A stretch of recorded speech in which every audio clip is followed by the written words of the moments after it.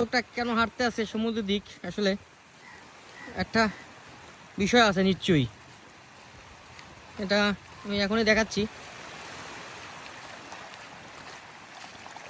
এই যে সমুদ্রের মধ্যে এইভাবে প্লাস্টিক ফেলাইলে আমাদের সমুদ্রে তো বর্জনে বা আবর্জনায় ভরে যাবে, আর এইভাবে প্লাস্টিক ফেলানো উচিত না।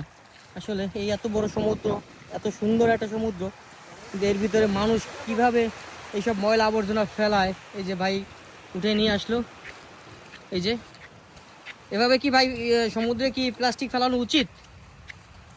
ভাই আপনি যে মহৎ কাজটা করছেন, এটা ঠিক একটা ভালো কাজ করছেন আপনি। নিষেধ করছে যে হ্যাঁ। আসা যাবে না, এই শুধু আমাদের এই একটু ভুলের কারণে এই দেখেন এই প্লাস্টিক গুলো কেমনে ফেলছে, এই যে প্লাস্টিক, হ্যাঁ নিষেধ করেছে। এই যে আসলে আপনি একটা ভালো কাজ করছেন। এই বোতলটা ভাসতেছিল ভাই, এই উঠে উঠে এখানে ফেলাইলো।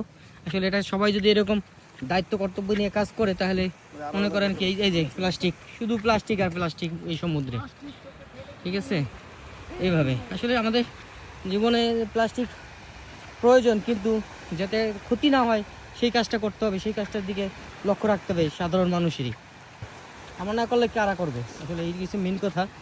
এখন সমুদ্রে দেখছি অনেক সব কিছুই সমুদ্রের ভিতরে ফেলায়। আরে ভাই ফিক্কা মাইরা এই যে প্লাস্টিক, এই প্লাস্টিকটা 100 বছরেও তো আপনার পচে না, গলে না, 100 বছরে কিছু হবে না। তাই সব জায়গায় থেকে সবাই সব জায়গায় থেকে সচেতন হইতে হবে, দেশটাকে সুন্দর করতে হবে। Bye bye, tata.